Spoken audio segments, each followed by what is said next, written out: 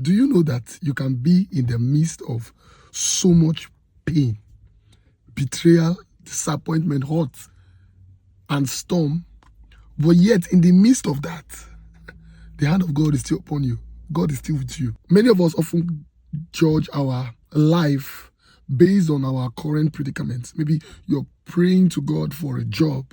You're praying to God for a financial breakthrough. You have been praying to God for it for a month, for 2 months, for 3 months, for a year, for 2 years.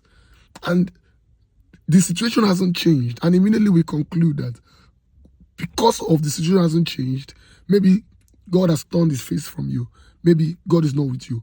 But you couldn't be so far from the truth. Do you know what it feels like to pray for something for over 13 to almost 19 years? Joseph was sold to slavery, and he had just one prayer point, that God will reunite him back with his family.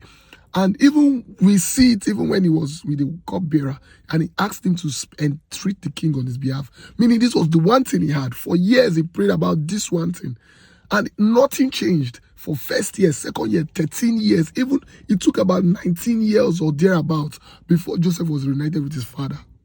But yet the Bible said that even when he was in the house of Potiphar, even when he was in the prison, that God was with him. If Joseph was us in this time, we would have concluded that God had abandoned us. God has left us. But that was so far from the truth, because the Bible says that God was with him. The challenge is that many of us don't yet know God. We don't understand how God operates. We must learn to see the hand of God even when our current situation does not agree that God is with us. Elijah only needed to see the cloud that looked like the hand of a man for him to know that, yes, God has started working, even though you have not seen the rain yet. Yes, you are trusting God for a job, you don't have a job yet. Yes, you are struggling financially and you have been praying for a change of story and nothing is happening. But yet, you have a roof over your head. Yet, you're not begging for food. Yes, maybe you're not the one paying for the rent, you're squatting with someone. But at least you have somebody to squat with. Somebody who is not even giving you attitude or asking you to pay rent. We must learn to see the hand of God in the little things that God is doing. Even as we wait on him for the greater thing, or for that thing we are still trusting God for. Maybe even what you're asking God for, God has other bigger plans for you. Maybe that's why he has not answered you yet. So don't let your situation or your outcome or your current predicament be a signal by which you used to dictate and say God is not with you. No, because even in that storm, God is still there. So cheer up. Don't let the enemy steal your joy.